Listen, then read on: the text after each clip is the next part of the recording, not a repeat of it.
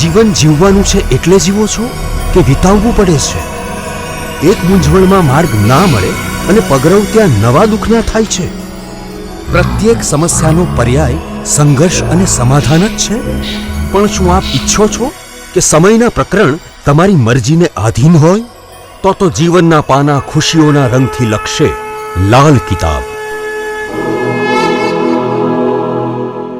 નમસ્કાર મિત્રો, હું હરિવર્ધન ચોકસી આપ સૌનું સ્વાગત કરું. મિત્રો, આજના વિડીયોમાં આપનું ખૂબ ખૂબ સ્વાગત. મિત્રો, રોજની જેમ આજે પણ જોઈએ આપને આજનો દિવસ કેવો. તો મિત્રો, આજે તારીખ 18 જાન્યુઆરી 2024 ગુરુવાર. આજનો શુભ રંગ આછો પીળો અને ક્રીમ કલર. આજના અનુકૂળ દેવતા શિવ, પાર્વતી અને મા સરસ્વતી. આજની શુભ ધાતુ સોનું અને પિત્તળ. આજે શરીરમાં પ્રભાવિત થનારું અંગ આપણું રક્ત. આજનો શુભ પદાર્થ કેસર, ચંદન અને હળદર. આજનું શુભ અન્ન ચોખા અને ચણાની દાળ. શુભ દ્રવ્ય દૂધ અને દહીં. ભાગ્યવર્ધક પુષ્પ ચંપો અને ચમેલી. અને આજની ભાગ્યવર્ધક સુગંધ કેવડો.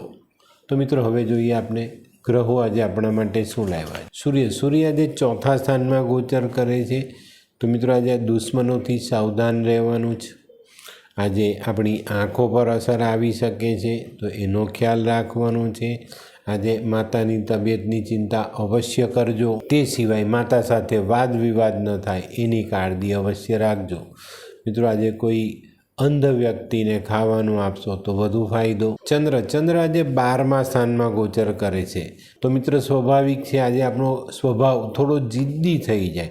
જે વાત નક્કી કરી એની પર આપણે અટલ રહીએ, પણ એવું નથી કરવાનું. થોડુંક આપણે સમજદાર બનવાની જરૂરિયાત છે. 12મા સ્થાનનો ચંદ્ર ઘણી વખત આપણે બોલીથી નુકસાન કરાવે, તો આજે એની પર ધ્યાન આપજો.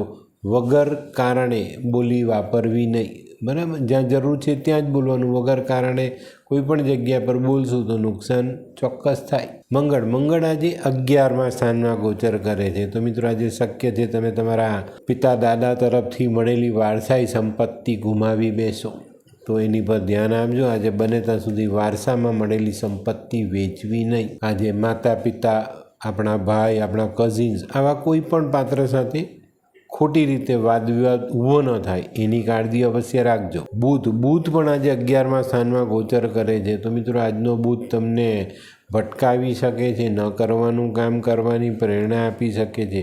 તો આજે આપણી બુદ્ધિ અવળા રસ્તે ન જાય એની કાળજી રાખવી. બેન, દીકરી, ફોઈ, માસી, સાડી આવા પાત્રોની સેવા કરવું.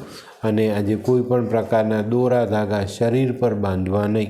ગુરુ આજે 6ઠ્ઠા સ્થાનમાં ગોચર કરે છે. તો મિત્રો, આજે આપણી સ્થિરતા જોખમાતી દેખાય.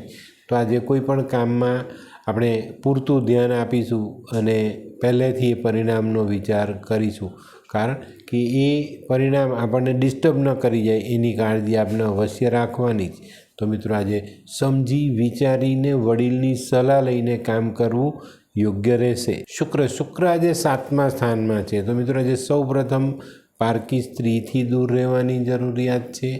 વગર વિચારેલું કામ કેરેક્ટરની બાબતમાં ક્યારેય ન કરતા. આજે સરકારી કર્મચારીઓ સાથે બને ત્યાં સુધી વાદ વિવાદ નહીં, ખોટી ભાષાનો ઉપયોગ નહીં. આજે કોર્ટ કચેરીના મામલામાં આપણને નુકસાન પણ થઈ શકે છે, ત્યાં પણ ધ્યાન રાખવું ખૂબ જરૂરી. કાળી ગાયની સેવા આ તકલીફમાં ઘટાડો કરી શકે. શનિ આજે 12મા સ્થાનમાં છે. તો મિત્રો, આજે પ્રોપર્ટીને લગતું કોઈ કામ હોય ને એમાં જો સાવધાની રાખશો તો સરળતાથી પૂરું કરી શકશો.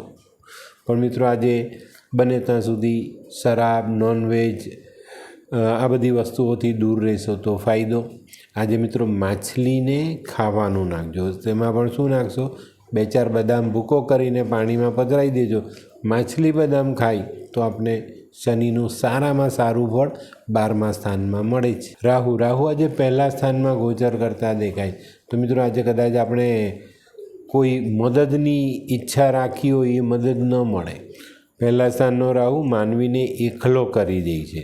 રડવું આવે તો કોઈ રૂમાલ ના આપે ને પસીનો થાય તો કોઈ ટુવાલ ના આપે. તો મિત્રો, આજે પોતાની જાત પર વિશ્વાસ કેળવીને આજના દરેક કામમાં આગળ વધશો તો ફાયદો જરૂર થશે. વાણી પર કંટ્રોલ જરૂર રાખજો. આજે સરકારી અધિકારીઓ સાથે વ્યવહાર સાચવશો તો ફાયદો જરૂર મળશે. કેતુ આજે 9મા સ્થાનમાં છે. તો મિત્રો આજે તમારે જો કોઈ પરદેશને લગતું કામ હોય તેની પર ધ્યાન આપજો, સરળતાથી થઈ શકે છે.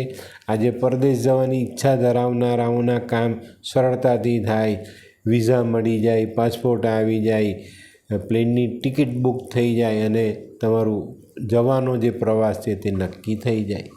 તો મિત્રો બહુ જ સરસ રીતે આ ફાયદો મળતો દેખાય છે. કૂતરાની સેવા અચૂક કરજો. તો મિત્રો આ તો તમારા માટે આજનો દિવસ કેવો એનું સંપૂર્ણ વર્ણન.